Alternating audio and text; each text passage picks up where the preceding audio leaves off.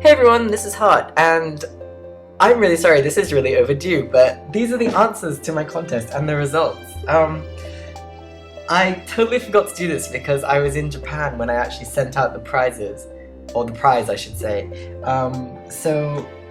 Everybody, I got a lot more entries than I thought I would, and everybody did surprisingly well, but one person did exceptionally well, and that was UpstartDJ. He actually got every single question right, which no one else even came close to doing. There were some pretty good scores, but UpstartDJ was the only one who got everything right.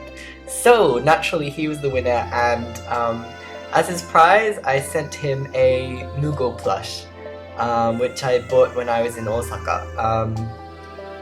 I find it kind of funny because Moogles in English, Moogles in English are called Moogles. Moogles in Japanese are called Moguri, which is kind of cute as well, but Moogle is, I'm glad they translated it as Moogle because that's cute.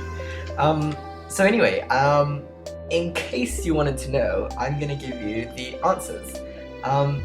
So the answer to the first question was Space Channel 5.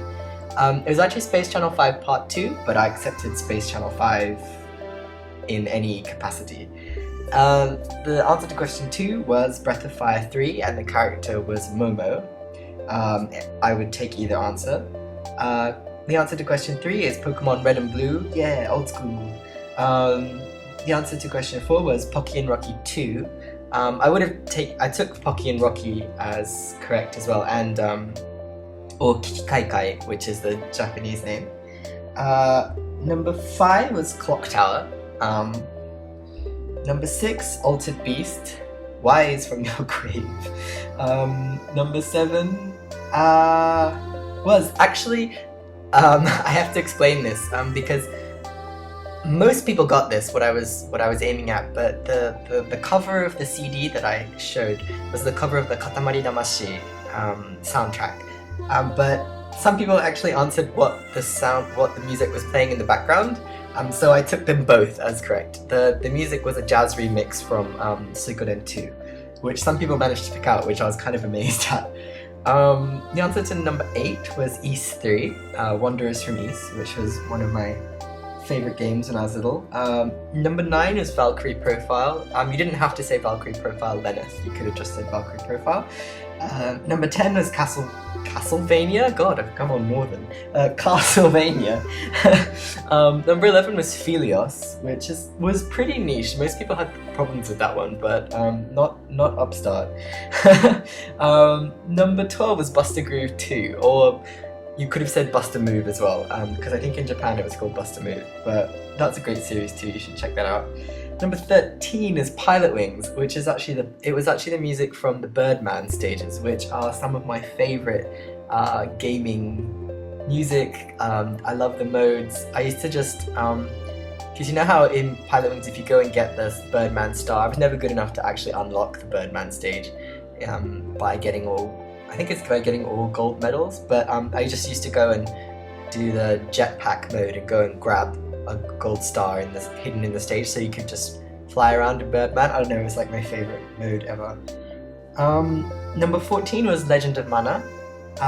Number 15 was, this one was tricky as well for some people, Mickey and the Castle of Illusion, which is like the best game ever. It's an old Genesis Mega Drive game, which I used to play to death. And it has awesome music, especially the mini bookshelf ice cream land stage. It's really cool. Number 16 is Marvel Land, which is a game very close to my heart. It's also called something else. In Europe it was given a different name, which escapes me now, but it's a game I got for Christmas when I was, I think, 7 years old, and there's still video of me opening up the present and being ultra excited. I don't think I've ever gotten further than the maybe second world or third world in that game. It's originally an arcade game, it's really, really difficult, but it's a game that I really like. And actually, the day before my little sister was born, I think I've told this story before, but the day before my little sister was born, I asked my mum to make me some wings like Paco, the main character from the game. So she made me some cardboard wings and painted them green, and I put them on. So yeah, fierce. Number 17 is the Mana series. I think number 17, I haven't got the thing in front of me, I've just got a list of answers that I wrote down. I think that was Flammy, a picture of Flammy. Then number 18 was another one that not many people knew the answer to. That's Jammer Lammy, which is the sequel to Parappa the Rapper. Another really fun game, kind of underrated, but also really fun. Number 19 was Albert Odyssey, Legend of Eldean, which is the spin-off game of the Albert Odyssey series, which was never released in English, I don't think. It was on the Super Famicom. And but the Sega Saturn spin-off, like side story, Legend of Eldean, was, I think Working Designs translated it, so I think it's a Sunsoft game. It's a really, really good game with an excellent soundtrack. It's got really good oboe, and if you ever get the chance, you should definitely check it out. It's a really fun game.